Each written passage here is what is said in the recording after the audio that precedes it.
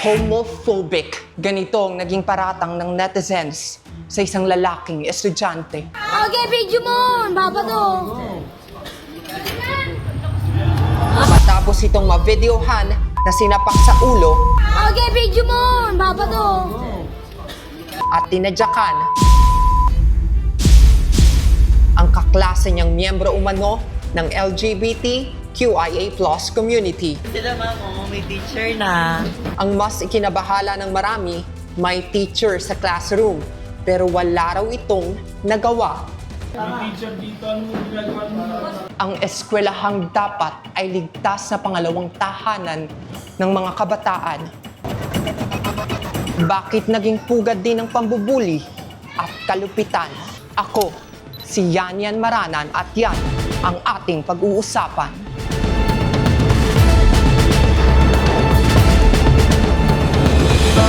Okay, video mo! Baba to! Oh! Oh!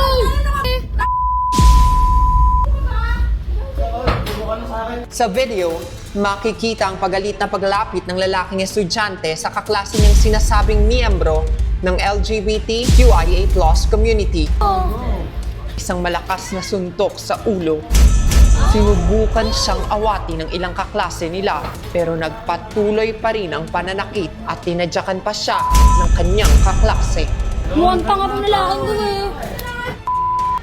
Ayon naman sa mga kumakalat na post online, class officer umano ang biktima at tinangka lamang niya na maibalik ang kayusan sa silid-aralan. Anuman ang naging ugat ng alitan, walang dahilan na makapagbibigay katwiran sa pambubuli at karahasan. Nakakabahala ang datos. Mula 2019 hanggang 2022, mahigit 79,000 kaso ng bullying, physical man o online, ang naitala ng DepEd sa buong bansa. Dahil sa datos na ito, tinagurian pang ang bullying capital of the world ang Pilipinas. At ayon sa pag-aaral ng Philippine Institute for Development Studies ngayong 2026, halos doble ang posibilidad na makaranas ng bullying ang mga kabilang sa sexual minority o LGBTQIA+ community kumpara sa kanilang heterosexual peers. Bobo ka, may video ko. Ayun sila ma'am, may teacher na. Kaya ang insidenteng ito, hindi lang usapin ng bullying. Ayon sa mga eksperto, maraming LGBTQIA+ students ang nakakaranas ng tinatawag na minority stress. Ito ang matinding pressure at stress sa dulot ng diskriminasyon at stigma dahil sa kanilang SOGI na posibleng magkaroon ng pangmatagalang epekto sa kanilang mental health. Ang mga paaralan mayroong pananagutan sa ilalim ng umiiral na Anti-Bullying Act of 2013 o Republic Act No. 10627, obligado ang lahat ng public at private elementary at secondary schools na magpatupad ng malinaw na anti-bullying policy. Saklaw nito ang physical, verbal, social, cyber, at gender-based bullying. Okay, video mo! Baba to! Kung mapatunayang nagpabaya ang paaralan o mga opisyal nito, maaari silang sampahan ng administrative charges. Ang mga estudyanteng nananakit naman, sasailalim sa disciplinary action, counseling, at mga intervention program. Samantala, ang mga biktima dapat agad mabigyan ng kinakailangang medical at psychological support.